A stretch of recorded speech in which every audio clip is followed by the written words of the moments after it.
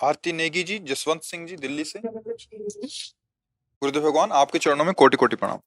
महाराज जी, आपके दर्शन व सत्संग की प्रसादी से व्यवहार में परिवर्तन आया है। अनजाने भय व क्रोध का स्थान विश्वास व शांति ने ले लिया है। धीरे धीरे चुपचाप से परिवर्तन हो रहा है। भगवत प्राप्ति के मार्ग में अपनी स्वयं की जांच महाराज जी अब आगे कैसे करूं? हाँ, बहुत सुंदर बात है। ये हर साधक को ऐसा करना चाहिए। जब हमारे हृदय में वासनाएं कम होने लगे, वासनाएं इतना व्यथित ना करें कि हम हार जाएं, तो जानना चाहिए भक्ति हमारे हृदय में जागृत हो गई। और जब वासनाओं का प्रभाव और स्फुरण दोनों खत्म हो जाए, तब जानना चाहिए भक्ति हमारे हृदय में नृत्य कर रही है। मान और अपमान दोनों में समान भाव हो जाए, निंदा और स्तुति में दोनों में समान भाव हो जाए, सुख और दुख वो हमें विचलित ना कर पाए। कैसे जानेंगे कि हमें विचलित कर रहे हैं कि नहीं? यदि हमारा नाम छूट गया तो हम विचलित हो गए, चाहे सुख में हो या दुख में हो।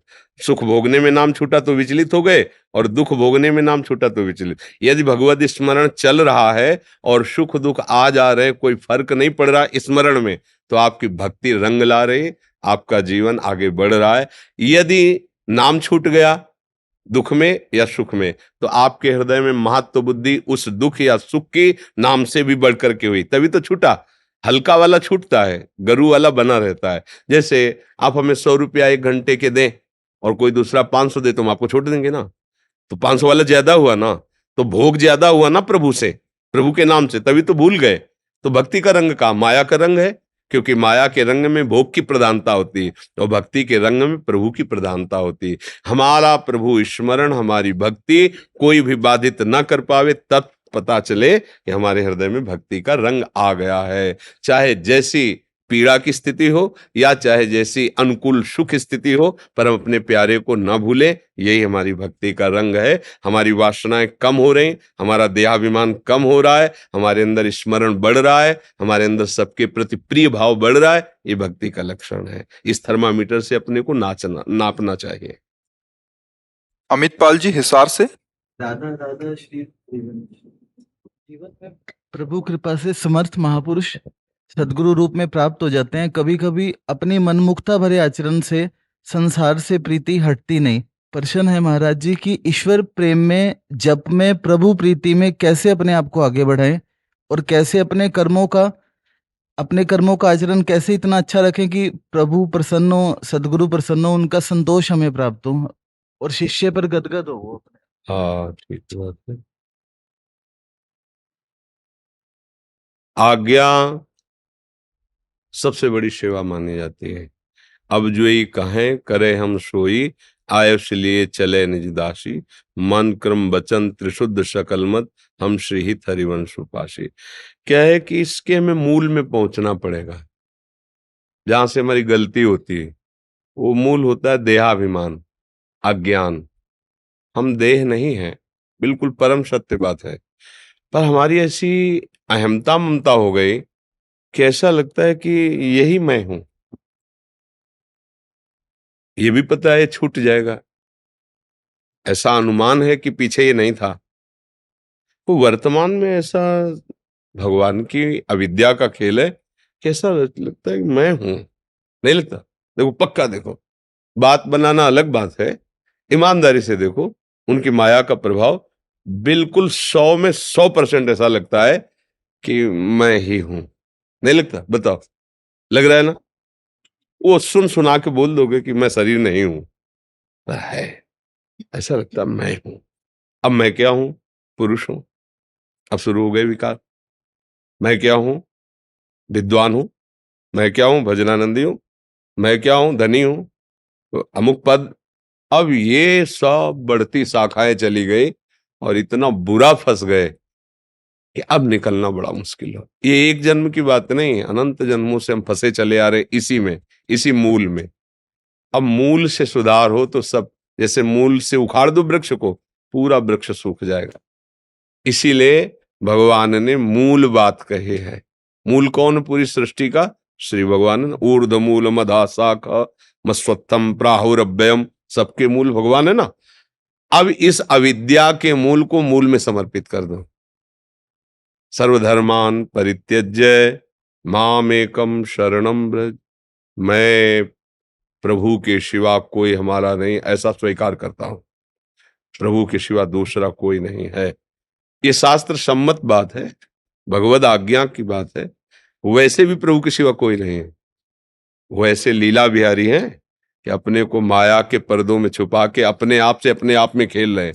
कोई ज्ञानी ही, कोई विद्वान भगवत प्रेमी ही जान पाता है।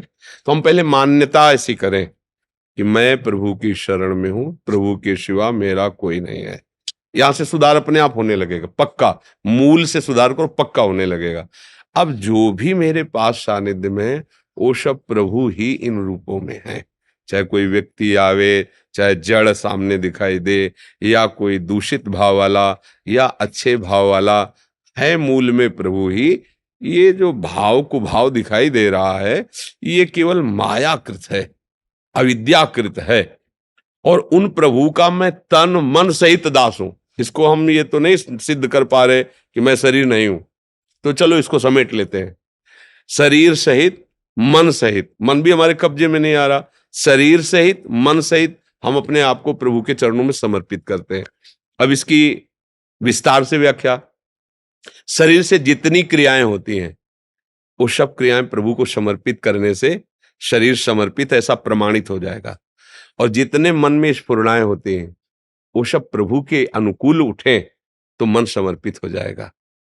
और जब तन और मन समर्पित हो जाएगा तो वैसे स्वभाव बन जाएगा, उसे कारण शरीर कहते हैं। जब ये तीनों समर्पित है तो मैं तो समर्पित हूं ही। सोहम तवैवाश्रिता, मैं आपके आश्रित हूं। तनुवांग मनोभिर अमलई सोहम तवैवाश्रिता, मैं तो आपका हूं ही। लेकिन ये जो मायाकृत था, मुझे अपनेपन में फंसा रखा था, मैं उसे आपके चरणों में समर्पित करता हूं। इस समर्पण को करने का जो सौभाग्य है, वो गुरु कृपा से मिलता है। क्योंकि हमें शरणागत होना भी नहीं आता है। कैसे शरणागत हो, किसे शरणागति कहते हैं, क्या करूं? तो गुरुदेव जो नाम मंत्र उपासना और जो बात बताते हैं, उसको सुने, समझे, आचरण में उतारे और खूब मंत्र जप करें, नाम जप करें। जो निषेध किया गया कि ये नहीं करना चाहिए, वो भूल कर ना करे। जो विधि की गई है, उसे भूल कर भी ना त्यागे। समझो, उसे करना ही है। जो निषेध किया गया है, वो भूल कर भी ना करे। तो कुछ ही दिनों में आप देखेंगे कि आपके हृदय में एक अद्भुत आनंद स्फुरित होता है। जब किसी वस्तु व्यक्ति के संयोग से सुख का अनुभव होता है, वो भगवदानंद नहीं होता है, वो मायाकृत है। और मायाकृत हर्ष होता है, आनंद नहीं होता। और हर्ष का द्वंद है शोक। लेकिन जब बिना किसी वस्तु व्यक्ति के संयोग के आनंद उत्पन्न हो, उसे भगवदानंद कहते हैं। और वो होता है नाम जप से, मंत्र जप से, भगवत प्रेमी महात्माओं के सानिध्य में बैठकर। उनके ये वस्तु व्यक्ति थोड़ी है, तुम्हार सेवक असुर, ये तो सच्चिदानंद भगवदानंद है। अब इस आनंद की जब अनुभूति होगी, तब कभी कुविचार के द्वारा की जाने वाली जो गंदी आदतें हैं, गंदी क्रियाएं हैं, वो नहीं बनेंगी। और जब वो नहीं बनेंगी तो हरि गुरु के अपने आप प्यारे हो जाओगे। भगवान को वही प्यार है जो भगवान का शासन माने, भगवान का अनुशासन माने। गुरु को वही प्यार है जो उनकी आज्ञा का पालन करे। समझ रहे ना? हाँ, खूब नाम जप करो, अच्छे आचरण करो। मन विवश करेगा गंदी बातों के लिए, लेकिन हमें भगवान का बल लेकर, उनके नाम का बल लेकर, उनके वचनों का बल लेकर हमें वो नहीं करना है। जैसे कोई बहुत सुंदर हमको भोजन बना के दे और कोई विश्वासी आके कान में बता दे कि खाना मत, जहर पड़ा है। अब आप लाख उपाय करो, बड़ी अच्छी अच्छी चीजें रखी, पर आपकी हिम्मत नहीं पड़ेगी। नहीं पड़ेगी ना, कि है तो गुलाब जामुन, पर उन्होंने बताया जहर पड़ा है। ऐसे ही नाना प्रकार की मनोहर भोग सामग्रियां माया फेंकेगी, लेकिन फंसना मत, वो जहर से भी जहरीली है। जहर तो एक जन्म मारता, माया तो कई जन्मों से मारती चली आ रही। धर्म युक्त भोग सेवन करने से भक्ति में अंतर नहीं आता। जैसे आप गृहस्थ में एक पत्नी व्रत नियम लिया, कभी ऐसा जो भोजन है प्रभु को समर्पित करके, जो वस्त्राभूषण प्रभु को ये सब भजन हो रहा है, भक्ति हो रही। लेकिन वही धर्म विरुद्ध आचरण, वही चेष्टा, फिर वो तुम्हारे लिए अंतःकरण को मलिन करके, गंदा करके, ऐसा और है कुछ नहीं। अब बताओ, इतना संसार सब भोग रहे हैं, क्या कभी ऐसा छाती शीतल हुई कि अब कछुनाथ नचाही मोरे? कैसा नाटक है, भूत के लड्डू खाते जाओ, तृप्ति है ही नहीं, और ना खाओ तो ललचाते जाओ, भटकते जाओ। कैसा जादू तमाशा है, खाओ तो तृप्ति नहीं। अच्छा, एक आदमी चाहता है कि अगर हमको हमारे मन चाहे भोग मिल जाए तो फिर शांति मिल जाएगी। अच्छा, उसका समय से प्रारब्ध अनुसार वो भोग मिल जाता है, अब वो उसे भोगता है, फिर उसको शांत हो जाना चाहिए, क्योंकि मांग तो यही थी मन की। फिर वो दूसरे भोग को देखता है, उसी भोग को दूसरे से भोगना चाहता है। अगर वो प्रथम भोग में धर्म का अनुशासन स्वीकार कर लेता तो भोग इच्छा का नाश होना शुरू हो जाता, लेकिन उसने प्रथम गलती शुरू कर दी, अब वो बढ़ता चला जा रहा है। अब जिसको उसने स्वीकार किया था और अब उसी को नष्ट करना चाहेगा, क्योंकि वो आगामी भोग में बाधक बन रहा है, पापाचरण शुरू हो गया। समझ रहे ना? आज्ञा पे रहो, बहुत अच्छा जीवन, पवित्र जीवन, सुखमय जीवन हो जाएगा। पूनम वसुदेव जी पंजाब से। गुरुदेव आपके चरणों में कोटि कोटि नमन। गुरुदेव, क्या शरीर को कष्ट देके हम श्री जी को पा सकते हैं, या गृहस्थी में रहकर सुख सुविधाओं का उपयोग करते हुए भी हम श्री जी को? कष्ट कहाँ देना है हमें बताओ, कि यहाँ कष्ट देना है? कैसे कष्ट देना है भाई? जल में खड़े रह करके शाम तक, रात भर, या आग के आसपास जला के तपाना, धूप में बैठे आसपास आग, इनका तो अपने कभी चर्चा नहीं सुनी होगी सत्संग में अपने इधर से। अपनी तो सीधी बात है, यदि आप धर्म से चलोगे तो अधर्म में चलने वाला मन आपको जलाएगा, उसको सह जाओ, इससे बड़ी कोई तपस्या नहीं, इससे बड़ा कोई कष्ट नहीं। समझ रहे हो ना? हमें ये नहीं करना चाहिए, और मन हमें प्रेरित कर रहा है, और जब हम उसकी बात नहीं मानते तो हमको जलाता है। इस ताप को सह गए तो इससे बड़ी कोई तपस्या नहीं है।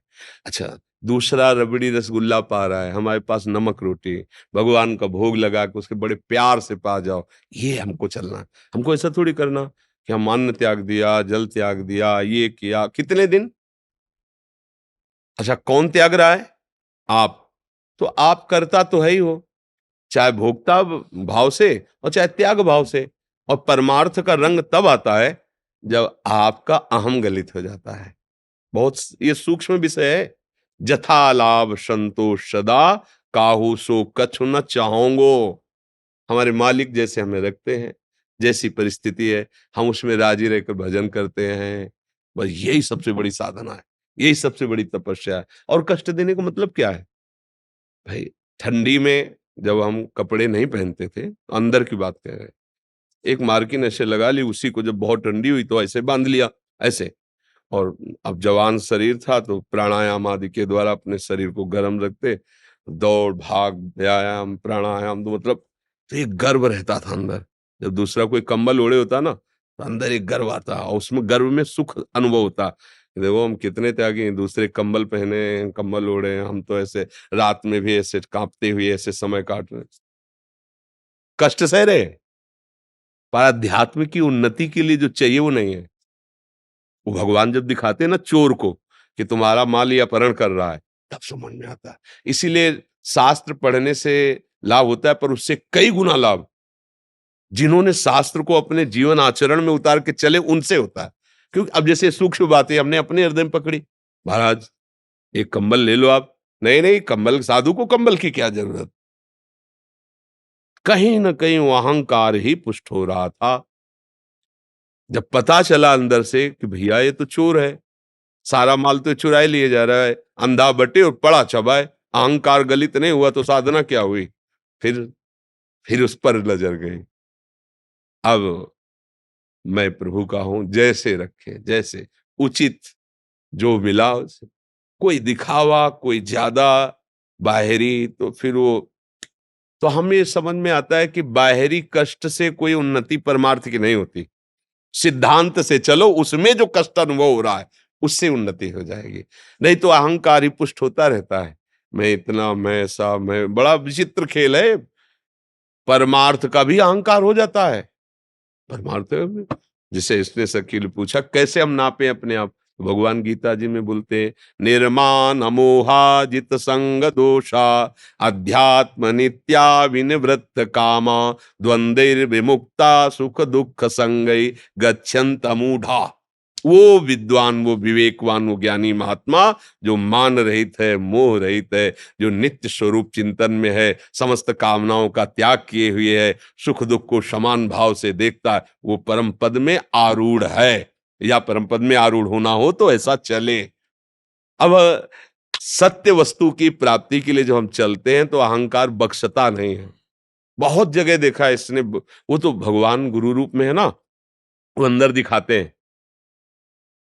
से जहां अरे ये तो बहुत गड़बड़ हो रहा है, हम तो चल रहे थे इसको मिटाने, तो और बढ़ रहा है। तो महापुरुषों की सभा में बैठकर, गुरुजनों के चरणों में बैठकर इसको देखा जाता है। नहीं, ये दिखाई नहीं देता, ये अन्य जगह नहीं दिखाई देगा। जैसे अपने चेहरा चेहरा कैसा शरीर का, ये दर्पण में दिखाई देगा, शीशे में दिखाई देगा, ऐसे नहीं समझ में आएगा। तो ऐसे ही जब हम गुरुजनों के समीप बैठते हैं, महापुरुषों के समीप बैठते हैं, तब समझ में आता है कि मेरे अंदर कौन सा दोष है। ओ, ये तो अहंकार बढ़ रहा है। ये तो एक बार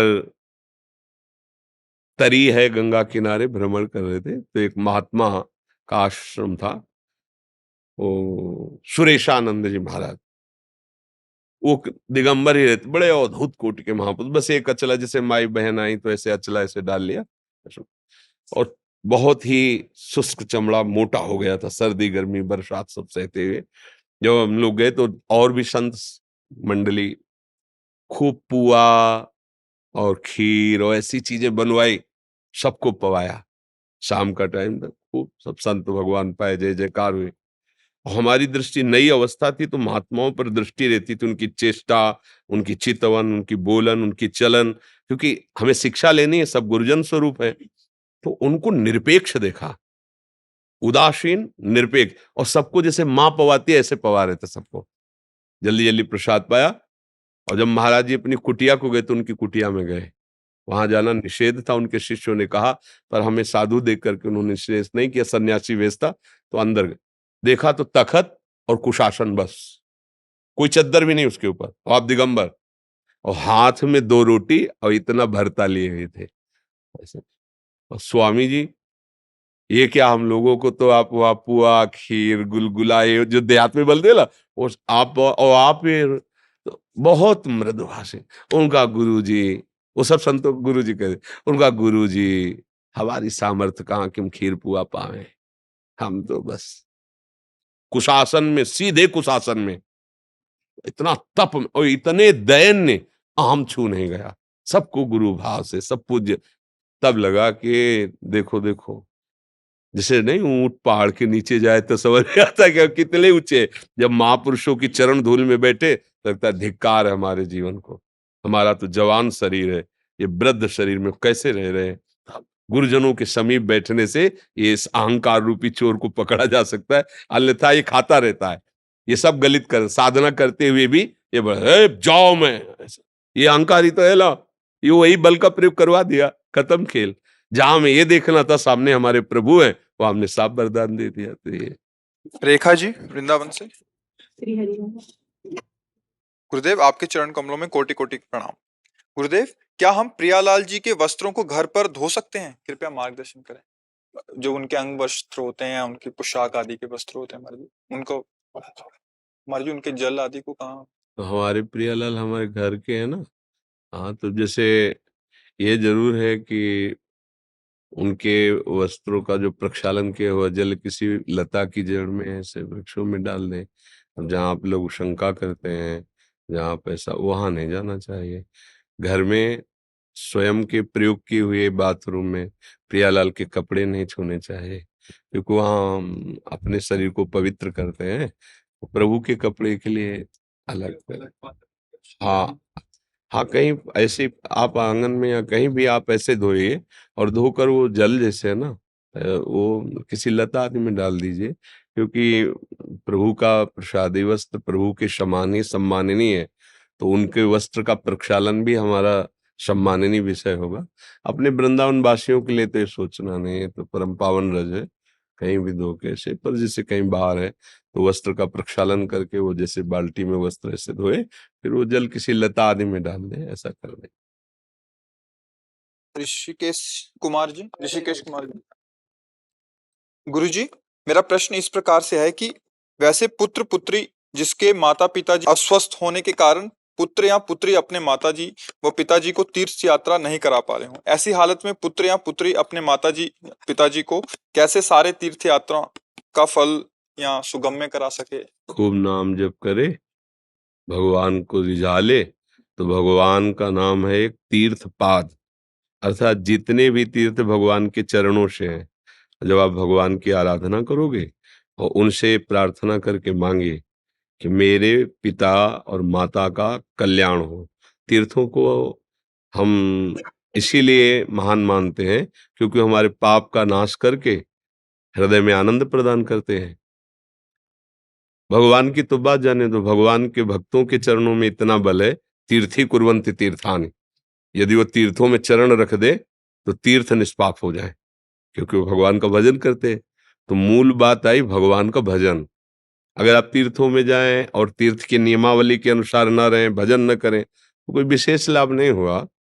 अब जैसे आप गंगा जी गए, मनमानी आचरण किए तो वो लाभ नहीं मिल पाएगा।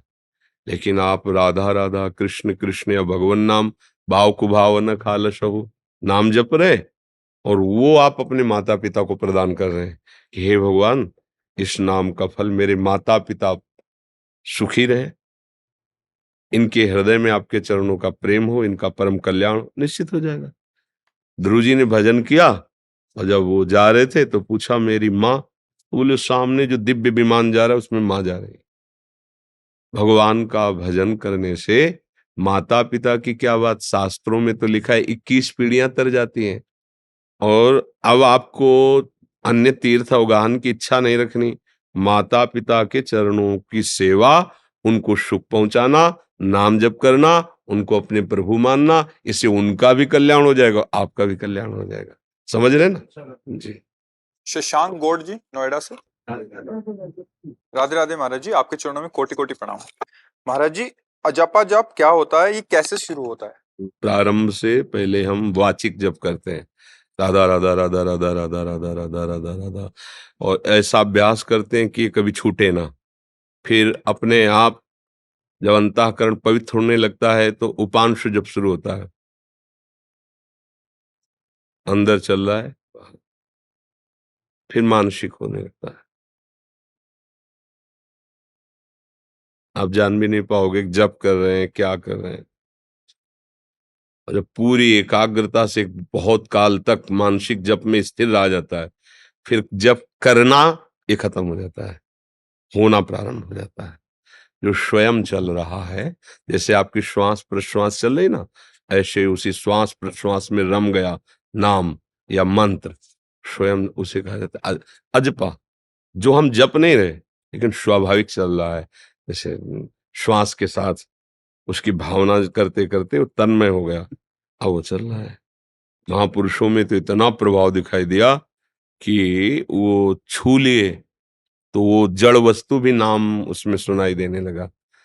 पूज्य श्री तुकाराम जी महाराज कहीं भी एकांत में भजन उनकी पत्नी का नियम था, बिना उनको भोग पवाए पाती नहीं थी, पातिव्रत धर्म का तो उनका प्रभु आप पता नहीं किधर चले जाते, मुझे पता नहीं चलता, मैं खोजती रहती हूँ। तो बोले चौराहे पर आकर कान रखना, जिधर की भूमि से बोल विठ्ठल विठ्ठल विठ्ठल, तो जान लेना उसी दिशा में हम हैं। ये नाम का प्रभाव, रात दिन केवल वो नाम कीर्तन नाम जप ही करते थे। तो स्वाभाविक, जैसे विषयी पुरुष विषय चिंतन करता नहीं होता है। अब देखो, आप बोलो कृष्ण कृष्ण, वो विषय चिंतन करेगा मन, समझ रहे हो ना, क्योंकि बहुत काल से अभ्यस्त है उसमें। अब उसके उस चिंतन को हम हटाएं, क्योंकि असत है तो हट जाएगा, भजन है सत। अब ये जब मन चिंतन पकड़ लेगा तो तुम्हारे हटाए भी नहीं हटे, क्योंकि सत चिंतन है ना ये, वो असत चिंतन, वो हटाए नहीं हट रहा, देखो कितना प्रयास, लेकिन वो हट जाएगा क्योंकि असत है वो, और ये सत है, सच्चिदानंद का नाम है। और ये जब मन पकड़ लेगा अभ्यास में, फिर भजन करना नहीं होता। बोले ना कि सिद्ध पुरुष है, रोम रोम भजन करता है, स्वाभाविक। उठते बैठते चलते फिरते, जैसे कबीरदास जी ने एक दोहे में कहा, ठाड़े बैठे परे उताना, कबीर काए हम राय ठिकाना। ठिकाना मतलब अपने भजन में रहते हैं, उठे बैठे खाए पिए हंसे बोले चले सब हो रहा है। तो आप कहोगे कि जब बात कर रहे हो तब कैसे हो रहा है? जैसे आपको इसी समय बहुत आवश्यक है कहीं जाना और हम बात कर रहे हैं, तो आप सुन भी रहे हो, मुस्कुरा भी रहे हो, लेकिन आपका पूरा चिंतन उधर है, कब छूटे और भागे। ऐसे भजन होता है। वो बात कर रहा है, हंस रहा है, पर अंदर ही अंदर उसका नाम का ये कब बंद हो, मैं वो चल रहा है नाम, वो चल रहा है, वो ध्यान वहीं लगाए हुए है, एक क्षण के लिए भी कभी विस्मरण नहीं होता। कामी नारी प्यारी जिमि, लोभी जिमि प्रिय दाम, तिम रघुनाथ निरंतर प्रिय लागो मोहि राम। कामी पुरुष विषय का चिंतन थोड़ी करता है, उसका स्वाभाविक।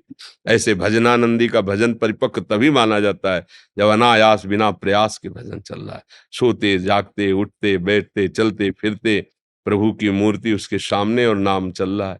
समझ रहे ना? मोनिका गोयल जी दिल्ली से। राधे राधे। राधे राधे महाराज जी, आपके चरणों में महाराज जी कोटि कोटि प्रणाम। महाराज जी, धर्म के क्या लक्षण हैं?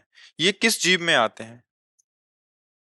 तस्मात् शास्त्रम प्रमाणम ते कार्या कार्यो व्यवस्थितो। जिसे शास्त्र कहता है करो उसे धर्म कहते हैं, और जिसे कहता है ना करो उसे अधर्म कहते हैं।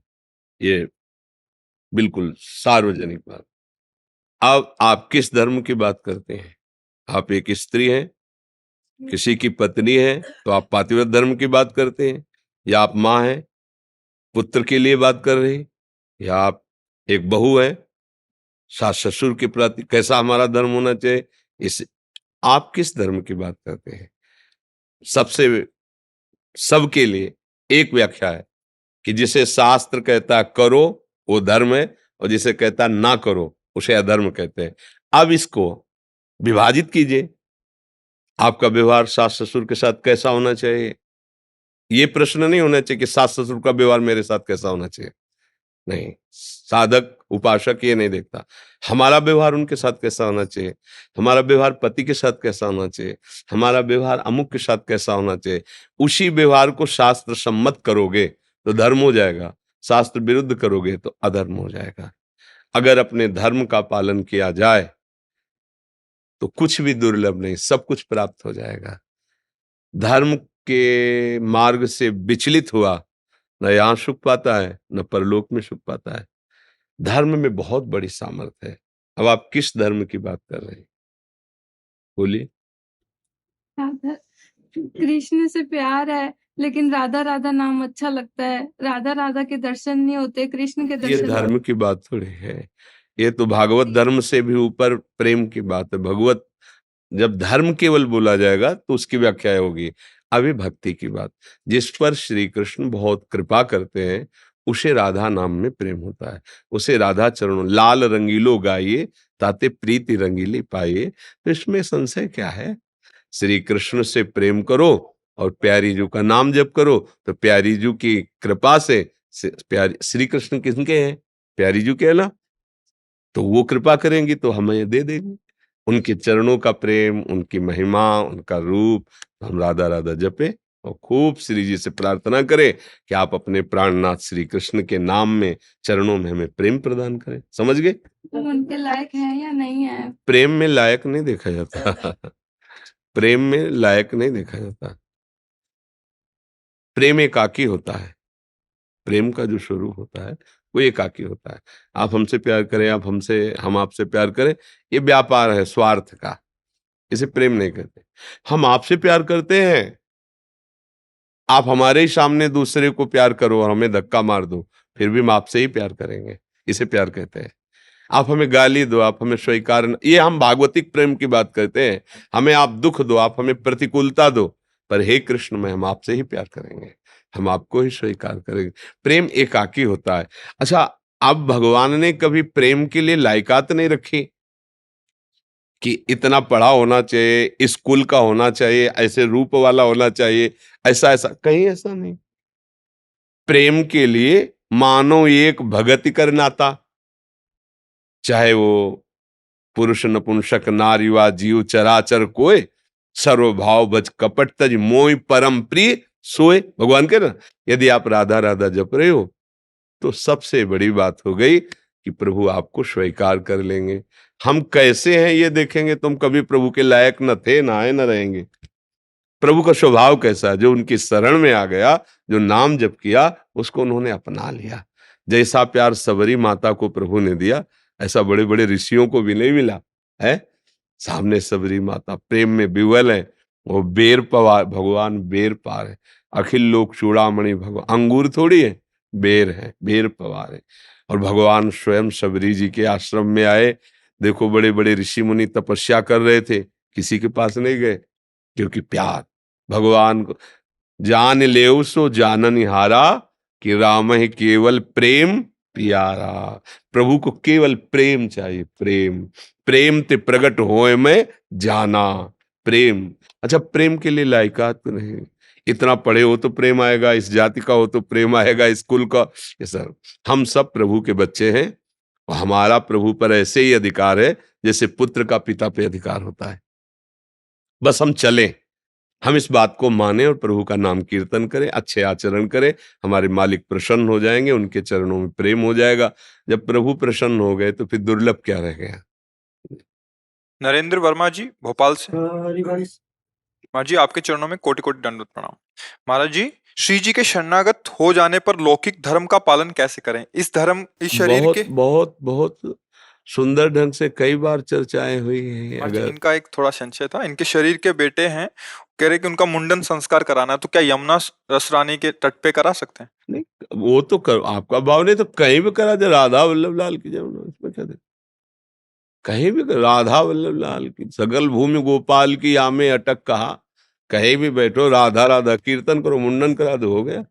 नाम कीर्तनम यस्य, जहां भगवान नाम कीर्तन होता है, सारे तीर्थ वहीं विराजमान होते हैं।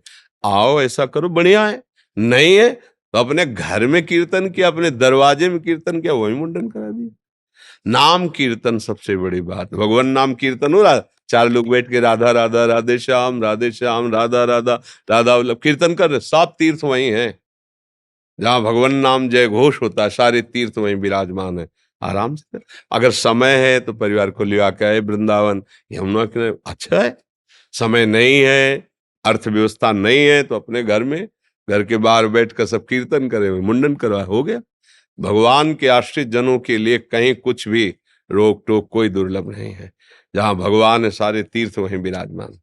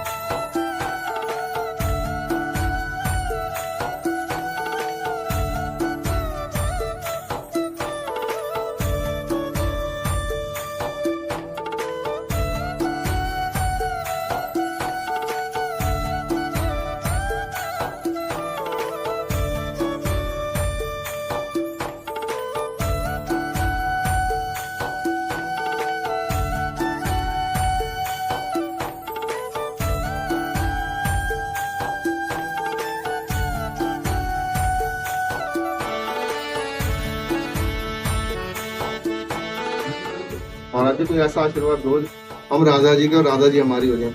तो आप स्वीकार कर लो। हमने तो ये स्वीकार करते हैं लेकिन हो नहीं पाता हमसे। राधा राधा रटो, राधा राधा तो बोलना पड़ेगा। भोजन मिले तो पाते हो ना आप, राधा राधा रटो। तो देखो आपको कैसा अनुभव होता है। चलिए आचरण मत करो, गंदा भोजन न करो, राधा राधा रटो, आपको अनुभव में आने लगेगा। उनकी कब कृपा होगी पता नहीं है, बिना कृपा के यहाँ सकते थे क्या? वृंदावन में आना, संतों के समीप आना, राधा नाम सुनना, ये कृपा है। इसको स्वीकार, कृपा का मतलब केवल रुपया ही कृपा नहीं, समझो ये नामवान वस्तु, ये सच्चिदानंद वस्तु, तुम नाम देखो।